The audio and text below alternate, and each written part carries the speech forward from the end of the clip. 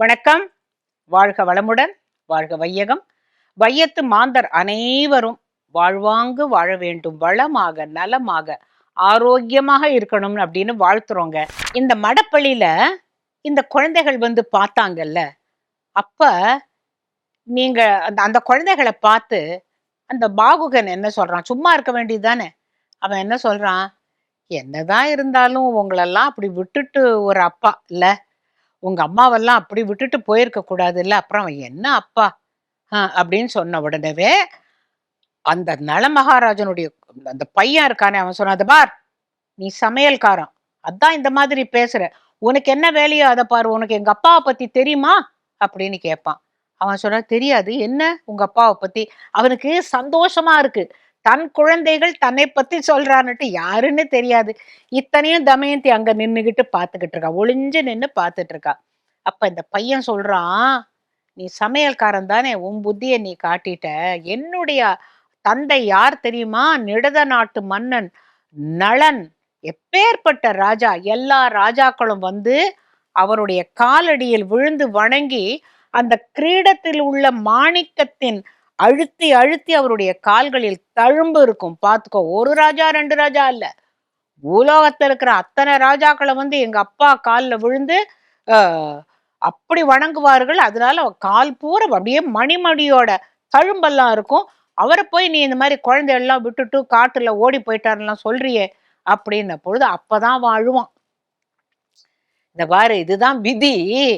என் குழந்தைகள்ட்ட நானே என்ன பத்தி தப்பா சொல்லி, அந்த குழந்தைகள் நம்மள திட்டி, இதெல்லாம் வாழ்க்கையில தேவையா? அப்படின்னு நம்ம கேட்கலாம். ஆனா, அவனுக்கு அந்த வேதனையில் அவன் பேசுறான். இப்படி போயிட்டானேப்பா! ஏன்னா அவனுக்கு உடம்பும் அப்ப இந்த வேற மாதிரி இருக்கிறதுனால, அந்த குழந்தைகளால அத இன்னும் ஒருவர் பேசினா அத ஏத்துக்க முடியாது. இப்ப இந்த இடத்துல நாம ஒண்ணு கத்துக்கணும். அடுத்த வீட்டுக்காரன் அங்கேருந்து வந்து, "என்ன சார் உங்க பையன் ரொம்ப இந்த மாரி படுத்துறான். அவனுக்கு ஏன் சார் அறிவே கிடையாதுன்னு" நீங்க அவர் பக்கம் நீங்க பேசக்கூடாது. இது நீங்கள் பெற்ற குழந்தை. இவனுக்கு சில விஷயங்கள் போறலைன்னாக்கா 3ஆம் மனிதனிடம் தயவு செய்து விட்டு கொடுக்காதீர்கள். நான் இதெல்லாம் தான் இப்ப இந்த நளன் வெண்பா படிக்கிறோம். நளனுடைய கதை சொல்றோம்னா, அதுல என்ன உண்மைய நீ எடுத்துக்கணும். அதல்லவா பார்க்கணும். இப்ப இதே வந்து அந்த குழந்தைகள்ட்ட அவன் ஏன் அப்படி போட்டு வாங்குறான் அப்படின்னு கேட்டா, அந்த குழந்தைகள் மனதில் தந்தையை பற்றி என்ன எண்ணம் இருக்கிறது அப்படின்னு தெரிஞ்சுக்கணுங்கிற ஒரு ஆசையில தான் அவன் போடுறான். போட்டா அந்த குழந்தைகள், ஆமா எங்க அப்பா எங்க அம்மாவையும் விட்டுட்டு போயிட்டாங்க, எங்களையும் விட்டுட்டு போயிட்டாங்க, எங்க போயிட்டாங்கன்னு தெரியல அப்படின்னு சொல்லல. ஏன்னா அது ராஜ வம்சம், உயர்ந்த அறிவு. நம்மளா இருந்தானாக்கா சொல்லுவோம்ல, அதை ஏன் கேட்குறீங்கன்னு ஆரம்பிப்போம். நம்ம ஆரியப்பட்டான்னு அங்கேருந்து பிடிச்சு இந்த கதையெல்லாம் சொல்லி அவன் மேலேயே பழிய போடுவோம். இந்த குழந்தைகள் எப்படி உடனே எங்களுடைய தந்தையை பற்றி அவ்வாறு பேசாதே, நீ சமையல்காரன் தானே, உன் புத்தியை காட்டி விட்டாயின்னு உடனே அவனுக்கு பெருமையா இருந்துதான். நம்மள திட்டினா கூட அந்த தந்தையை எவ்வளவு உயரத்துல இந்த குழந்தைகள் வச்சிருக்கிறாங்க அப்படிங்கிறது. அப்போ இதெல்லாம் தமயந்தி பார்த்துட்டு இருக்கா. அவளுக்கு ஒன்னொன்னுலயும் அவ மனசுல டிக் போடுறா.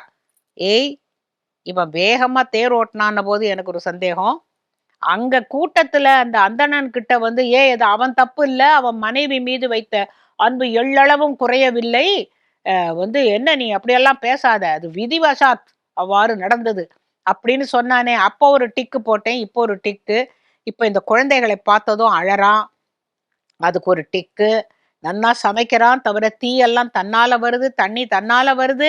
இதெல்லாம் அவர் பெற்ற வரம். எனக்கு தெரியும் இது இவர்தான். இவரை எப்படி இப்ப அரண்மனைக்குள்ள கொண்டு வருது? அப்படின்னு அவ யோஜனை பண்ணி, இவன் என்ன பண்றான்? சமையல் பண்ணி அரசனுக்கு எடுத்துன்னு வரான். இனி அந்த மத்த அரசனுக்கும் சேர்த்து பண்ணியிருக்கான். அவன் சொல்றான், "இவன் ரொம்ப நல்லா சமைப்பான். என்னுடைய சமையல்காரன் பாகுகன். நல்ல தேரோட்டி. அவன் உங்களுக்கும் சேர்த்து விருந்து எடுத்துன்னு வந்திருக்கான்." அப்ப தமயந்தி அங்கேருந்து வருவா. வந்துட்டு சொல்வா, "நீங்க என்ன மன்னிக்கணும் அயோத்தி மன்னா. நான் வந்து திருமண ஓலைன்னு உங்களுக்கு அனுப்பினது உங்கள வரவழைக்கிறதுக்கு தானே தவிர." அவன் சொன்னான், "எனக்கு புரிஞ்சதும்மா. இருந்தாலும் மறுமணத்துக்கு அது ஒண்ணும் தவறு இல்லையேங்கிற ஒரு சின்ன ஒரு எனக்கு மனசுல ஆசை இருந்தது. அதனால என்ன இந்த ராஜ்யமும் நமக்கு தானே வரும்னு நெனச்சேம்மா. அது தப்பு.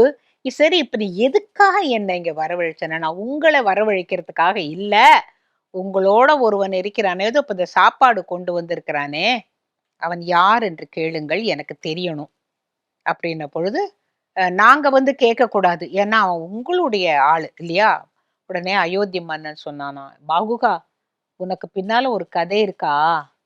என்ன கதை சொல்லு அப்படிங்கிற பொழுது, அப்புறம் வந்து அவளுடைய தமயந்தியோட அப்பா, அப்பா நீ யாரப்பா உண்மையை சொல் அப்படின்னு சொன்ன பிறகு அவன் சொல்றான், என்னுடைய கதையெல்லாம் சொன்னேன்னா நம்புறாப்லயே இருக்காது. ஒரு முறை நான் அரசனாக இருந்த போதுன்ன உடனே அயோத்தி மன்னனுக்கு தூக்கி வாரி போடுறது. அரசனா இருந்தியா? பின்ன ஏன் இப்படி இருக்க? பின்ன நீ ஏன் எனக்கு வேலை செஞ்ச? அப்படின்னு கேட்டபோது சொல்கிறேன் அரசே, இந்த குதிகாலை கழுவ மறந்து விட்டேன். காலில் அவசரமாக தண்ணீர் விட்டு கொண்டதில் அது ஒரு பிழை. அது அசுத்தமான கால்களோடு நான் வந்து சந்தியாவந்தனம் பண்ணினதுனால அது சரியில்ல அப்படிங்கிறதுக்காக அந்த நேரத்தில் சனி பகவான் என்னை பீடித்துக் கொண்டார். சரி, அப்புறம் என்னுடைய மனைவிதான் தமயந்தின்ன உடனே யாருக்குமே நம்பிக்கை வரல. பட் அவன் சொல்றான், நாட்டை இழந்ததற்கு எனக்கு சூதாட்டத்தின் மீது இருந்த நாட்டம் ஒரு காரணம் அப்படின்னு சொல்லிட்டு, அதன் பிறகு 2 குழந்தைகளையும் இங்கே தமயந்தியினுடைய தந்தை வீட்டுக்கு அனுப்பி வைத்தேன். அவளை அழைத்துக் கொண்டு காட்டுக்கு போனேன். அங்கே ஏதோ ஒன்று என்னை அவளோடு இருக்க விடாமல் எழுந்து போ, எழுந்து போ, எழுந்து போ என்றது. அதுதான் விதி. எனக்கு கலிபுருஷனுடைய தாக்கம் ரொம்ப இருந்தது. நான் எவ்வளவுதான் நல்லவனாக, சத்தியசந்தனாக, நேர்மையானவனாக இருந்தாலும் அந்த கலிபுருஷனுடைய பீடிப்பினால் நானும் மனைவியை கானகத்தில் காரிருளில் காரிகையை அந்த அந்த துகிலை அறிந்து விட்டு உள்ளத்தையும் அவகிட்ட விட்டுட்டு நான் அப்படியே பரிதவிச்சுக்கிட்டு போனேன். போன இடத்துல கார்கோடகன்னு ஒரு பெரிய மலைப்பாம்பு அது நெருப்புல வெந்துட்டு இருந்தது. ஐயோ, நெருப்புல வெந்துட்டு இருக்கேன்னு சொல்லிட்டு நான் நெருப்புக்குள்ள போனேன். காரணம், எனக்கு ஏற்கனவே அக்னி என்ன வரம் கொடுத்தாருன்னா, உன்னை நெருப்பு சுடாது, நீ எங்க நினைக்கிறியோ அங்க நெருப்பு வரும். வருணன் நீ எங்க தொட்டாலும் தண்ணி வரும் அப்படின்னு சொன்னார். இந்திரன் உனக்கு ஆடைகள் வேணும்னா கிடைக்கும். யமன் சொன்னார், உனக்கு அணிகலன்கள் மாலைகள் எதுவா இருந்தாலும் நீ நினைச்சா அது எல்லாமே நடக்கும், உடனே கிடைக்கும் அப்படின்னு சொல்லி எனக்கு வரம் கொடுத்தாங்க. இதுக்கு காரணம் என்னன்னு கேட்டா, இவர்கள் இதுவரைக்கும் யாரிடமும் சொல்லாத ஒரு உண்மையை உங்களுக்கு சொல்லுகிறேன். என்ன சொல்றானா, இந்த நால்வரும் வந்து நான் தேரில் வந்து நிற்கிறேன், என்னை அழைத்து தமயந்தியை போய் பார்த்து எங்கள் நால்வரில் யாரையாவது மனம் முடிக்க சொல் அப்படின்னு சொன்னார். அவங்களுக்கு நல்லாவே தெரியும் நானும் இந்த சுயம்பரத்துக்கு வந்திருக்கிற ஒரு ராஜான்னுட்டு. ஆனா என்ன அனுப்பிச்சு வச்சாங்க. நானும் போனேன். யாருடைய கண்ணுக்கும் தெரியாமல் நீ போய்விட்டு வா அப்படின்னு இந்திரன் சொன்னார். நான் போனேன். தனிமையில் முதலாக தமயந்தியை சந்தித்த போது நினைத்தேன், அந்த அன்னம் சொன்ன அழகி இவள்தானா? இவள் இப்பொழுது நமக்கு கிடைக்க போவதில்லை. நான் ஆசைப்பட்டு கொண்டு வந்தேன், அவளுக்கும் என்னை பிடிக்கும். இது இத்தனை எண்ணங்களும் மனதில் ஓடித்து. அதே எண்ணம் அவள் மனதிலும். ஏனென்றால் எங்களுக்கு ஏதோ பூர்வ ஜென்ம தொடர்பு. ஒருவேளை நாங்க பிரிஞ்சிருக்கும் போது யாரோ வந்து சேர்த்து வச்சிருக்கிறாங்க அப்படின்னுட்டு. காரணம், ஒரு அன்னப்பக்ஷி தான் எங்கள் இருவருக்கும் தூது போய் ஒரு அன்பை வளர்த்தது. அது வீணாக போகிறது என்று நினைத்து கொண்டேன். ஆனால் தமயந்தி என்ன சொல்லிவிட்டால், நான் சொன்னேன், இந்த நால்வரில் யாரையாவது நீ மனம் முடிக்க வேண்டும் என்பது தேவேந்திரனுடைய கோரிக்கைன்னு சொன்ன உடனே, அதெப்படி அவர் சொல்லுவார்? சுயம்பரம் எனக்கு, என்னுடைய இஷ்டம், நான் யாரை வேண்டுமானால் தேர்ந்தெடுத்துக் கொள்வேன் என்று போய் சொல்லுங்கள் என்று அவர் சொன்ன பொழுது நம்பிக்கை துளிர் விட்டது. அப்ப கூட சரி, இது உனக்கு வாய்ப்பே இங்கே இல்லை, நாங்கள் போகிறோம் என்ற பொழுது அவளுடைய அழகை இன்னொரு முறை பார்க்க வேண்டும் என்று நலனாகிய நான் வந்தேன். அங்கே என்னை போலவே நான் கூட நால்வரும் உட்கார்ந்திருந்த 5 இருக்கும் பொழுது அவள் எப்படி என்னை தேர்ந்தெடுப்பாள் என்ற பயத்தில், அச்சம் என்று சொல்ல மாட்டேன், ஒரு வீரனுக்கு அச்சம் இருக்கக்கூடாது, தவிப்பு. அதில் அப்படியே மேனி வேர்த்து என் மாலை வாடி கண்கள் படபடவென்று துடித்து கால்கள் பூமியில் அழுத்தி வைத்து கொண்டிருந்தேன். என்ன செய்ய போகிறாய் நளா அப்படின்னு நான் எனக்கு கேட்டுக்கொண்டிருந்த பொழுது அவள் எவ்வளவு சாமர்த்தியமாக, நால்வரும் கண்கள் இமைக்கவில்லை இமையோர்கள், கால்கள் தரையில் பாவவில்லை தேவர்கள், மாலைகள் வாடவில்லை, உடல் வியர்க்கவில்லை. இவருக்கு வியர்த்தது, மாலை வாடியது. இவன்தான் நளன் என்று சொல்லி மாலையிட்டால் நாங்கள் அன்றில் பறவை போல பிரியாமல் நன்றாக இருந்தோம். 2 மாணிக்கங்களை பெற்றோம். அந்த காட்டுக்கு அந்த நாட்டை இழந்ததனால் காட்டுக்கு போய் அவளை விட்டுவிட்டு போனேன். இந்த கார்க்கோடகன் பாம்பை நான் காப்பாற்றினேன் அல்லவா? அப்ப அந்த பாம்பு என்ன சொல்லித்துன்னா, என் பேர் கார்க்கோடகன். நான் உனக்கு நன்மை செய்வதற்காகவே வந்தேன்னு சொல்லி என்ன கடிச்சிடுத்து. கடித்ததில் அதோடைய விஷம் அத்தனை என் உடலில் வந்து நான் இந்த மாதிரி இருக்கிறேன். இப்ப அப்ப உன்னுடைய பழைய சரீரத்தை நாங்கள் எப்ப பாக்குறது? எப்படி நீ வருவ? அப்படியே அந்த ராஜா தவிக்கிறான். தமயந்தியோட அப்பா. அப்பா நீ இப்படியே தான் இருப்பியா? உனக்கு விமோச்சனமே கிடையாதான்னு. உண்டு அப்படின்னு அவன் இடுப்புல மடிச்சு சொருகி இருந்தத 2 வஸ்திரம். ஒரு வஸ்திரத்தை இடுப்புல கட்டிண்டான்.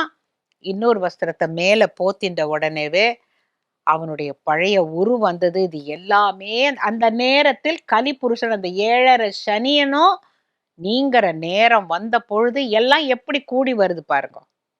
7.5 வரும். ஆனா போகும்போது நல்லதுதான் பண்ணிட்டு போகுங்கிறத நம்பணும்.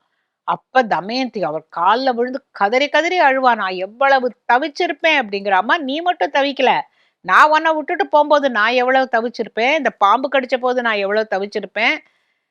ஆக மொத்தம் இது எல்லாம் இப்படித்தான் நடக்க வேண்டும் என்பது விதி.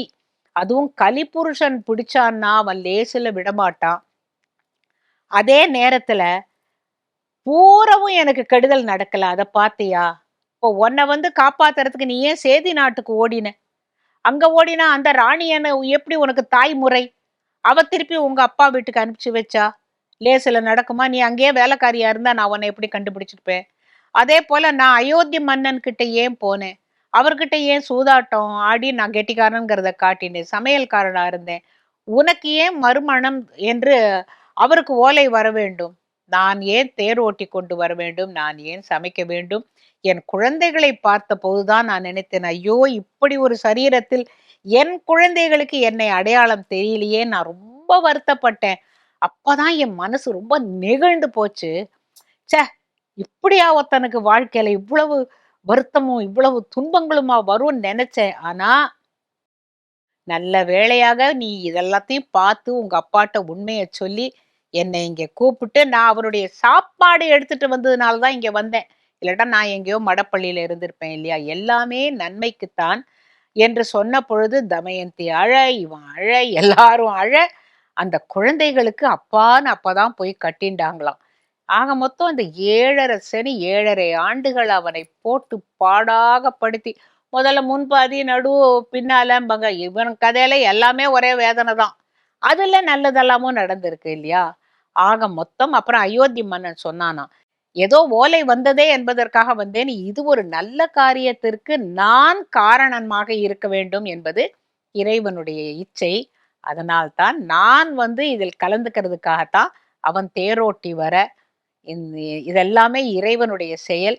இனி யாருக்கு அப்ப வந்து நளன் கிட்ட தமயந்தி சொல்றா, நம்ம 2 பேரும் இறைவன்கிட்ட ஒன்னே ஒண்ணுதான் கேட்கணும் அப்படின்ன பொழுது சனி பகவான் அந்த கலியே கேட்கிறார், உனக்கு என்ன வரம் வேண்டும் அப்படின்ட்டு. ஏன்னா ஒரு நாள் கூட அவன் கலிபுருஷனை திட்டல. இப்ப நம்ம எல்லாம் என்ன பண்றோம்? எப்பா எனக்கு 7.5 சனிப்பா, அஷ்டமத்துல சனிப்பா, பாடா படுத்துறான்ப்பா அப்படின்னு நம்ம இருக்கிற போதே திட்டுவோம்.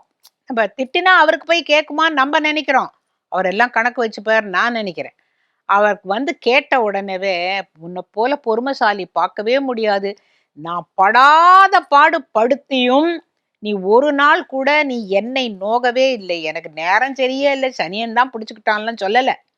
நீ உன்னுடைய கடமையில் கண்ணாக இருந்ததுனால் நீ மகிழ்ச்சியோடு கேள் அப்படின்ன பொழுது தமயந்தியும் நளனும் சனி கலிபுருஷனை வணங்கி கேட்குறாங்க, ஒன்றும் வேண்டாம், இந்த பூலோகத்துல எல்லாருக்கும் கஷ்டம் வரும். அது கொஞ்சம் நஞ்சம் கஷ்டம் இல்லை, நிறைய விதமான கஷ்டங்கள் வரும். அந்த மாதிரி கஷ்டம் வருகின்ற நேரத்தில் எங்களுடைய கதையை, அதுல உங்களுடைய முக்கிய பங்கு இருக்கு இல்லையா? உங்களுடைய கதையை யார் படித்தாலும் கேட்டாலும் சொன்னாலும் சொல்ல சொல்லி கேட்டாலும் அதனால் அவர்களை எல்லாம் நீங்கள் பீடிப்பதில்லை, அதிகமாக படுத்த மாட்டேன் என்று வாக்குறுதி கொடுங்கள் என்ற பொழுது கலிபுருஷன், இங்கேதான் உன்னுடைய திறமையை நீ காட்டிட்ட ஐயா, எங்களை காப்பாத்திட்ட ரொம்ப சந்தோஷம் அப்படின்னு சொல்லாம, இந்த கதையை கேட்பதனால அனைவருக்கும் நீங்கள் நன்மையே செய்ய வேண்டும் கலிபுருஷனேன்னு கேட்டு அவர் ததாஸ்துன்னு சொன்னாராம். ஆக மொத்தம் இன்னைக்கும் என்ன பண்ணுவாங்க, யார் வீட்லயான்னு ஏதோ ஒரு படுத்தல், குழந்தைகள் எல்லாம் பள்ளிக்கூடத்துல ஃபெயிலு, இங்க கணவனுக்கு வேலை போயிடும், பொண்டாட்டிக்கு ஏதோ ஏதோ சுட்டுப்பாங்க, இப்படி எல்லாம் நடக்கும்போது என்னப்பா அந்த காலத்துல, இந்த காலத்துல இல்ல, அந்த காலத்துல என்ன பண்ணுவாங்களா, இன்னைக்கு கோவில்ல நளோபாக்கியானம் சொல்றாங்க. போய் நம்ம குடும்பத்தோட போய் அந்த கதையை கேட்போம்னா ஒரு நாள்ல முடியாது அந்த கதை. ஒரு வாரம் ஓடும். புள்ள குட்டி எல்லாருமா அங்க போய் அந்த ஒரு வாரமும் கேட்டுட்டு கதை சொன்னவரை விழுந்து கும்பிட்டுட்டு, நீங்க அதுக்காக எனக்கெல்லாம் இப்ப நான் கதை சொன்னேங்கிறதுக்கெல்லாம் விழுந்தெல்லாம் கும்பிட வேண்டாம். அந்த காலத்துல அந்த உபன்யாசகர் சொல்றாரு இல்லையா, அவர் காலில் விழுந்து கும்பிட்டு அவர் எந்த கோவில்ல சொல்றாரோ அந்த கோவில் ஈசனையும் அம்பாளையும் கும்பிட்டுட்டு வருவாங்களாம். அதனால விடுவு ஏற்பட்டிருக்குமா அப்படின்னா, ஏற்பட்டதுனால தான் அடுத்த சந்ததி ஒரு 7 தலைமுறைக்கு அப்புறம் இன்னைக்கு நம்ம பேசிக்கிட்டு இருக்கோம் இல்லையா? ஆக மொத்தம் நளனுடைய கதையை நான் ரொம்ப ஆசையா சொன்னதுக்கு காரணம், இந்த கதை அதிகமா பேசப்படாத கதை. பூர்வ ஜன்மத்தில் தன்னால் ஒரு ஒரு ஒரு கணவனும் மனைவியும் பிரிஞ்சாங்கங்கிறதுக்காக அவர் அன்னபக்ஷியா அந்த முனிவர் சேர்த்து வச்சது அந்த ஒரு அருமையான ஒரு விஷயம். இந்த பழைய பிறவி, இன்றைய பிறவி, இதில் நடக்கக்கூடிய மாற்றங்கள், பட் இது எல்லாமே கடைசியில இந்த திரைப்படங்கள்ல சுபம் அப்படின்னு ஒண்ணு போடுவாங்க தெரியுமா? அந்த மாதிரி சுபம் இது எல்லாமே நன்றாகவே நடந்தது. எல்லாமே நன்றாகவும் நடக்கும். உங்கள் எல்லோருடைய வாழ்க்கையிலும் எல்லாவற்றிலும் ஜெயம், எல்லாவற்றிலும் வெற்றி, எல்லாவற்றிலும் மகிழ்ச்சியா இருக்கணுங்கிறதுக்காக தான் இந்த கதையை உங்களோட சொன்னேன். பிடிச்சிருந்ததுன்னா தயவு செய்து எங்களுக்கு ஒரு இமெயில் போடுங்க, இல்லாட்டா எழுதி போடுங்க. இத போல நிறைய கதைகள் உங்களுக்கு சொல்றதுக்கு நான் காத்துக்கிட்டு இருக்கேன். நீங்க கேட்க தயாரா?